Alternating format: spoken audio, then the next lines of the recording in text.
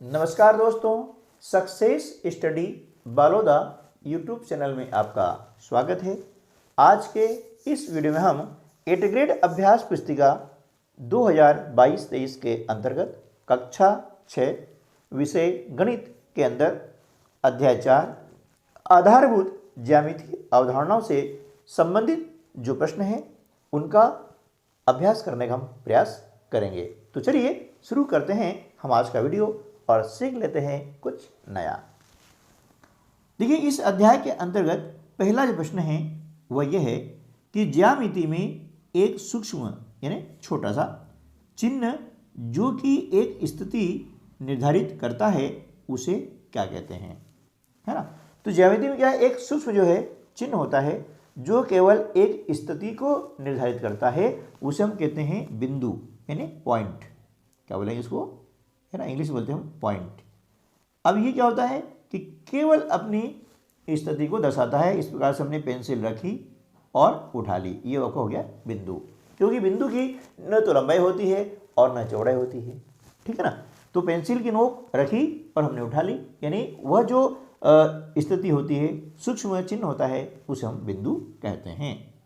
अगला प्रश्न है, दो बिंदुओं को जोड़ने वाला सबसे छोटा रास्ता क्या कहलाता है ना। दो बिंदुओं को जोड़ने वाला सबसे छोटा रास्ता रेखाखंड कहलाता है। देखिए, जैसे एक बिंदु ये है और एक बिंदु ये है, अब इनको हम जोड़ेंगे तो ये बन जाता है रेखाखंड। और रेखाखंड की माप जो होती है, लंबाई होती है, वह निश्चित होती है ना। इसे हम कहते हैं लाइन सेगमेंट। क्या बोलेंगे, लाइन सेगमेंट।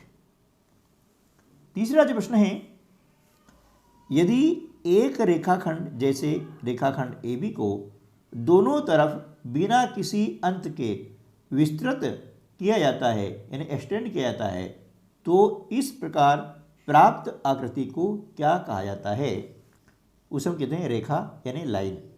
देखिए, ये आपका एक रेखाखंड है, ठीक है ना। इसका नाम हमने दिया A और B दिया है। अब क्या कहा गया है कि दोनों तरफ यानी दाईं तरफ भी और बाईं तरफ की, इसको किसी अंत के, है ना, बिना अंत के विस्तृत किया जाता है, लंबा किया जाता है, इस प्रकार से ये वाला। तो ये क्या होएगा, ये बन जाती है रेखा, और रेखा के दोनों तरफ इस प्रकार के जो है तीर के निशान बने होते हैं, ठीक है ना। ये हो गया आपकी रेखा यानी लाइन। अगला प्रश्न है कि यदि दो रेखाओं में एक उभयनिष्ठ यानी कॉमन बिंदु हो तो वे रेखाएं क्या कहलाती है। दो रेखाएं और उनमें एक उभयनिष्ठ बिंदु हो तो वे रेखाएं कहलाती हैं प्रतिच्छेदी रेखाएं।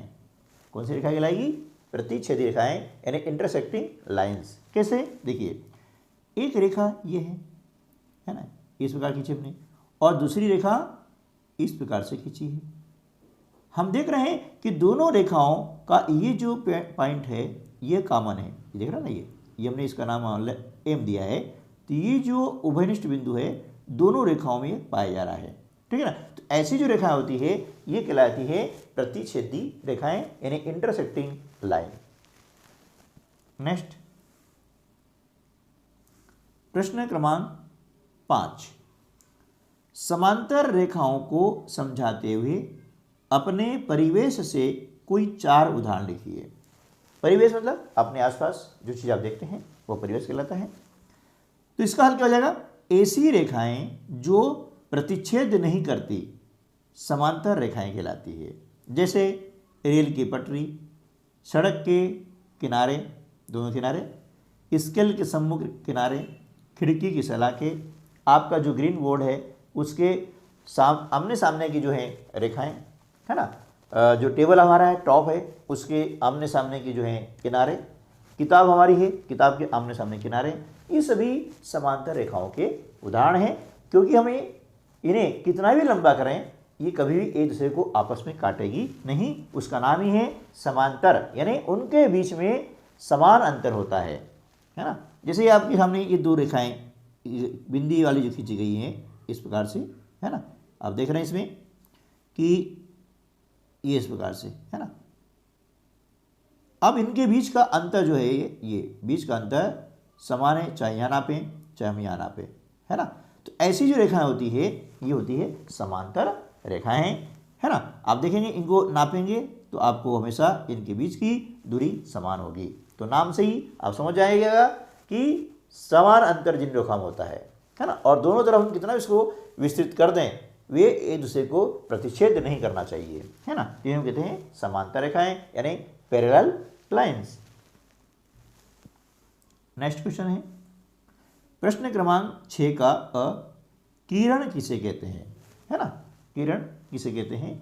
और प्रश्न नंबर है आकृति में दर्शाई गई किरणों के नाम लिखिए। तो पहले हम जान लेते हैं कि किरण कहते किसे हैं। तो देखिए क्या होता है, किरण रेखा का एक भाग होता है ना, जो एक बिंदु से प्रारंभ होकर एक दिशा में बिना किसी अंत के विस्तृत होता है, वो कहलाती है किरण। आप देख रहे हैं यहाँ पर, है ना, ये बिंदु है और ये जो है एक दिशा में बिना किसी अंत के विस्तारित हो रही है ना। ये किरण कहलाएगी। किरण का एक अंत बिंदु होता है ना, ये वाला, जो इसको अंत बिंदु कहते हैं और इसको प्रारंभिक बिंदु भी कहते हैं, है ना। तो किरण का अंत बिंदु ये होता है क्योंकि इधर इसका अंत हो रहा है, बल्कि इस तरफ इसका कोई अंत नहीं है, ये बिना किसी अंत के विस्तृत होती हुई जा रही है, ठीक है ना। ये कहलाती है किरण यानी रे। ओके, तो यहाँ हम देख रहे हैं कि किरण कौन कौन सी हैं। देखिए OA एक किरण है, दूसरी किरण ON भी है, तीसरी OB भी है ना, और चौथी किरण OC और पांचवी किरण NB। तो इसका भी यहाँ पर एक जो है अंत बिंदु होता है। तो ध्यान रखिएगा कि रेखाखंड के दो अंत बिंदु होते हैं, है ना। रेखा का कोई अंत बिंदु नहीं होता और किरण का एक अंत बिंदु होता है। तो हमने यहाँ पर लिख दिया है किरण, ये किरण OA, Kiran OB, Kiran OC, Kiran ON, Kiran NB। इनको इस प्रकार से पढ़ा जाता है और ये किरण का संकेत है, प्रतीक है, सिंबल है, ठीक है ना। चलिए नेक्स्ट क्वेश्चन, प्रश्न क्रमांक 7। निम्न आकृतियों को खुली या बंद वक्रों के रूप में पहचान कर नीचे बनी तालिका में लिखिए। अब देखिए खुली आकृति और बंद आकृति में क्या अंतर है। देखिए हम देख रहे हैं कि ये जो आकृति देख रहे हैं ना, इससे कोई बंद आकृति नहीं हो रही है, ये कहलाई खुली आकृति। देखो है ना, इससे कोई आकृति नहीं बन रही है, एक सिर्फ क्या है, वक्र है, टेढ़ी मेढ़ी रेखा है। और ये देख रहे हैं कि इससे एक सुनिश्चित आकृति बन रही है, इसे हम कहते हैं बंद आकृति। ये खुली आकृति, ये हो गई बंद आकृति, ये भी खुली आकृति और ये हो गई बंद आकृति। तो इनको हमने यहाँ पर टेबल में लिख दिया है कि खुला वक्र कौन सा है और बंद वक्र कौन सा है, ठीक है ना। अब प्रश्न क्रमांक 8। निम्न आकृति में कोणों व शीर्षों के नाम लिखिए। अब देखिए पहले हम समझ लेते हैं कि कोण क्या होता है और शीर्ष क्या होते हैं, तभी तो हम नाम लिख पाएंगे ना, है ना। केवल उत्तर रट लिया हमने तो कोई मतलब नहीं आएगा। तो देखिए शीर्ष क्या होता है और कोण क्या होता है। जब दो रेखाखंड किसी एक बिंदु मिलते हैं, देखिए यहाँ पर एक रेखाखंड है ए, है ना, और दूसरा रेखाखंड है BA या AB। ये दोनों रेखाखंड एक बिंदु A पर मिलते हैं, ठीक है ना।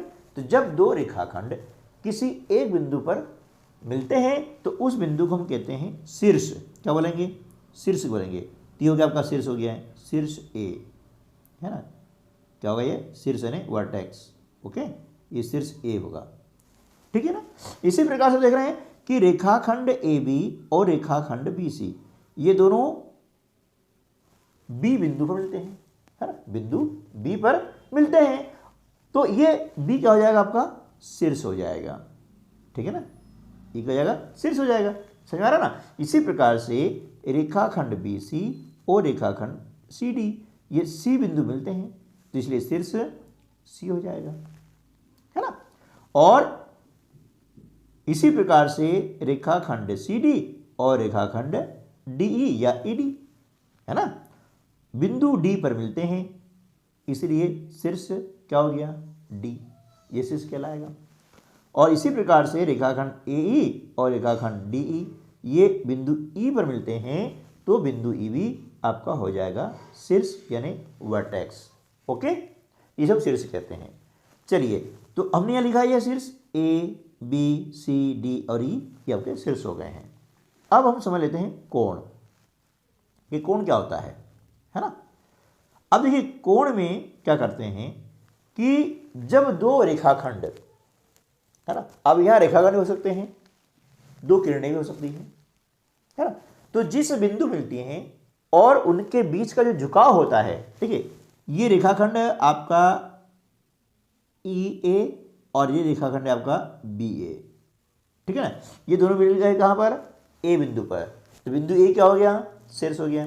लेकिन इन रेखाखंडों के बीच जो झुकाव होता है ना, ये झुकाव है ये वाला, इस झुकाव को हम कहते हैं कोण। क्या बोलेंगे, कोण यानी एंगल, ठीक है, समझ रहा ना। तो ये कोण ए, इसको हम, ये कोण का चिन्ह ऐसा होता है, हम लिखते हैं कोण ए, है ना, इस प्रकार से लिखा जाता है कोण ए, हमने लिखा ये। इसी प्रकार से रेखाखंड ए बी और रेखाखंड सी बी, ये दोनों बिंदु बी पर मिलती हैं, तो बिंदु बी हो गया क्या, शीर्ष हो गया है। और इन रेखाओं के बीच ये जो झुकाव है, इस झुकाव को हम कहते हैं कोण, यानी इसे हम पढ़ेंगे कोण बी। क्या बोलेंगे हम, कोण बी पढ़ेंगे, ठीक है। ये कोण का आपका सिंबल हो गया है, ठीक है। इसी प्रकार से रेखाखंड बी सी और रेखाखंड डी सी ये मिलते कहाँ पर, सी बिंदु पर मिलते हैं। तो बिंदु सी क्या हो गया, शीर्ष हो गया है। और इन दो रेखाखंडों के बीच का जो झुकाव है, इस झुकाव को हम कहते हैं कोण, ये हो जाएगा कोण सी। क्लियर। इसी प्रकार से कोण डी हो जाएगा और इसी प्रकार से कोण ई हो जाएगा।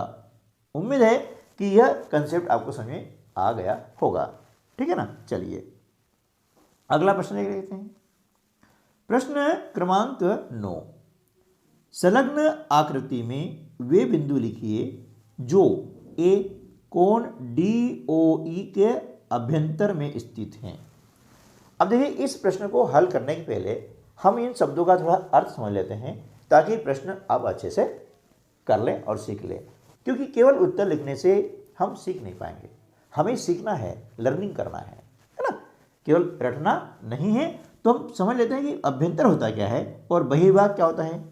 देखिए अभ्यंतर का मतलब होता है अंदर वाला हिस्सा, ठीक है ना। अभ्यंतर यानी अंदर वाला हिस्सा यानी इंटीरियर, और बहिर्भाग यानी बाहर वाला हिस्सा यानी एक्सटीरियर, है ना। इसे हम बाह्य भाग भी कहते हैं, है ना, और बाह्यंतर भी कहते हैं। तो देखिए इसमें क्या होता है कि कोई भी आकृति है, जैसे यहाँ पर आपको दिया गया है कोण डी ओ ई। हम देखिए कोण डी ओ ई का है, देखिए ये डी है, ये डी ओ और ई, है ना। ये दो किरणें हैं, ओ ई एक किरण आपकी है और दूसरी किरण है ओ डी, ठीक है ना। अब इन दोनों किरणों के बीच जो झुकाव है ये वाला, ये हो गया कोण, है ना, कोण ओ हो गया। तो कोण ओ अब इधर से बन सकता है और यहाँ से बन सकता है, इसलिए लिखा जाता है कि कोण डी ओ ई, यानी ये कोण आपका फिक्स हो गया है। इसके अभ्यंतर मतलब इसके अंदर, अब इसके अंदर कौन सा बिंदु है, हम देख रहे हैं ये बिंदु ए इसके अंदर है, ठीक है। अब यदि पूछा जाता कि इसके बहिर्भाग में स्थित बिंदु कौन सा है, तो देखिए इसके बाहर जो बिंदु हैं वे बिंदु सी हैं, बाहर है, इससे एफ भी बाहर है ना। ये दोनों इससे क्या होंगे, बहिर्भाग में स्थित हो जाएंगे। क्लियर। तो इस प्रकार से कोण डी ओ ई का अभ्यंतर में स्थित क्या है, बिंदु ए, हमने उत्तर लिया बिंदु ए। क्लियर हो गया। चलिए अब नेक्स्ट बी वाला भाग देख लेते हैं। कोण ई ओ एफ के बहिर्भाग में स्थित क्या है, वो बिंदु आपको लिखना है। तो पहले हम समझ लें कि कोण ई ओ एफ है कहाँ। तो देखिए कोण ई ओ और एफ, ये दो किरणें आपके सामने हैं, है ना, किरण ओ ई और किरण ओ एफ, ये हो गया कोण ओ, हो गया। अब इसके बहिर्भाग में मतलब इससे बाहर देख रहे हैं कि बिंदु सी इससे बाहर है, बिंदु डी इससे बाहर है और बिंदु ए भी इससे बाहर है ना। तो हमने लिख दिया बिंदु ए सी और डी ये इसके बहिर्भाग में स्थित हैं। ओके। चलिए अब नेक्स्ट जो तीसरा बिंदु हमारा है वो क्या है, कोण ई ओ एफ पर स्थित हैं। कोण देखिए हम ई ओ और एफ, ये कोण हमारा है, ये वाला कोण हो गया, है ना, बीच में जो आता है ना ये कोण कहलाता है, हो गया ना। अब क्या बोला, इसके ऊपर स्थित कौन सा है, तब देखिए इसके ऊपर स्थित क्या है, ये जो हम देख रहे हैं कि कोण EOF में EB बिंदु इस पर स्थित है, B बिंदु इस पर स्थित है, OB इस पर स्थित है और FB इस पर स्थित है ना। और इससे बाहर क्या हो गया, A, D और C ये क्या है, बहिर्भाग में स्थित है। ठीक है, क्लियर। तो इस प्रकार से हमें अभ्यंतर और बहिर्भाग का समझ जो है यहाँ पर विकसित हो गई है। अब आगे चलते हैं नेक्स्ट प्रश्न की ओर। उम्मीद है कि वीडियो आपको अच्छा लगा होगा। वीडियो अच्छा लगा है तो लाइक कर दीजिएगा और अपने अन्य दोस्तों को भी जरूर शेयर कीजिएगा ताकि वे भी इस कंसेप्ट को अच्छे से समझ सकें, ताकि आपको अगली कक्षाओं में जब इससे संबंधित प्रश्न आएंगे ना तब कोई भी दिक्कत होने वाली नहीं है। तो चलिए अब कर लेते हैं प्रश्न क्रमांक 10। निम्नलिखित स्थितियों में से प्रत्येक के लिए एक रफ आकृति बनाइए और उचित रूप से उसे नामांकित कीजिए। ठीक है ना। तो देखिए इसमें जो बिंदु आपको दिए गए हैं उन बिंदुओं के अनुसार हमें यहाँ पर एक आकृति बनानी है। तो पहला जो दिया हुआ है वह क्या है, बिंदु P रेखाखंड AB पर स्थित है। तो हमने बनाया एक रेखाखंड AB, देखिए, और इस पे P बिंदु स्थित है ये। ठीक है, ये बना दिया। अगला देखेंगे कि ब रेखाएं XY और PQ बिंदु M पर प्रतिच्छेद करती है। तो देखिए हमने दो रेखाएं खींची हैं, ये पहली रेखा आपकी XY होगी, है ना, और दूसरी रेखा आपकी हो गई है ये PQ। अब ये M बिंदु पर यहाँ पर देखिए आप प्रतिच्छेद करती है, ये बना दिया। प्रतिच्छेद करना मतलब एक दूसरे को काटना, सामान्य भाषा में काटना बोलते हैं, और गणित की भाषा में, ज्यामितीय भाषा में बोलते हैं प्रतिच्छेद करना, यानी इंटरसेक्ट करना। ठीक है ना। चलिए अब इसके बाद देख रहे हैं हम स वाला पॉइंट स है। रेखा L में E और F स्थित है परंतु D स्थित नहीं है। तो देखिए इसको इस प्रकार हम बनाए हैं। ये रेखा आप देख रहे हैं कि रेखा EL है, ये रेखा है ना, ये L हो गई। अब इसमें EF जो बिंदु है इस पर स्थित है, लेकिन D ये बाहर आप देख रहे हैं कि D इससे बाहर है, ये इस पर स्थित नहीं है ना। अगला देखिए रेखा OP और रेखा OQ बिंदु O पर मिलती हैं, है ना। देखिए ये रेखा OP, ये रेखा OP आपकी हो गई है ये, और रेखा ये हो गई आपकी OQ। ये दोनों कहाँ मिलती है, बिंदु O पर मिलती है। ये बिंदु O हो गया, तो O बिंदु यहाँ पर आ जाएगा। ठीक है ना। यदि किरण होता, ये क्या रेखा है, तो इस प्रकार से आकृति बनेगी। यदि किरण होता तो इस प्रकार से किरण होती, ये किरण आपकी क्या हो गई है OQ, और ये हुई किरण आपकी OP। तो इस प्रकार आकृति बनती। लेकिन यहाँ पर रेखा दी गई है, इसलिए ये रेखा आपकी कहलाती है। यदि बिंदु ने भी हो तो रेखा P की हो गई। यदि Q बिंदु ने लिखेंगे तो रेखा OP हो जाएगी, और यदि P बिंदु न लिखें तो रेखा OQ हो जाती है। ठीक है। इस प्रकार से इस पार्ट के अंतर्गत जो कंटेंट था हमने उसको बताने का, समझाने का पूरा प्रयास किया है। उम्मीद है कि आपको ये कंटेंट अच्छे समझ में आ गया होगा, और अन्य इसी प्रकार से अन्य विषयों के वीडियो प्राप्त करने के लिए या तो आप इस वीडियो के डिस्क्रिप्शन बॉक्स में देख लीजिएगा, यहाँ पर लिंक दी गई है जिसमें हिंदी, अंग्रेजी, संस्कृत, विज्ञान, गणित सभी विषयों के 8 ग्रेड अभय पुस्तिका के प्रश्नोत्तर आपको मिल जाएंगे। यदि आप चैनल पर जाते हैं तो वहाँ प्लेलिस्ट है, और प्लेलिस्ट के अंतर्गत आपको कक्षा 6, 7, 8 के सभी विषयों की 8 ग्रेड अभ्यास पुस्तिका के वीडियोस मिल जाएंगी। इसके अलावा भी बहुत सारी प्लेलिस्ट है, उसका देखें, सीखें। तो मिलते हैं अगले वीडियो में, तब तक के लिए नमस्कार, जय हिंद।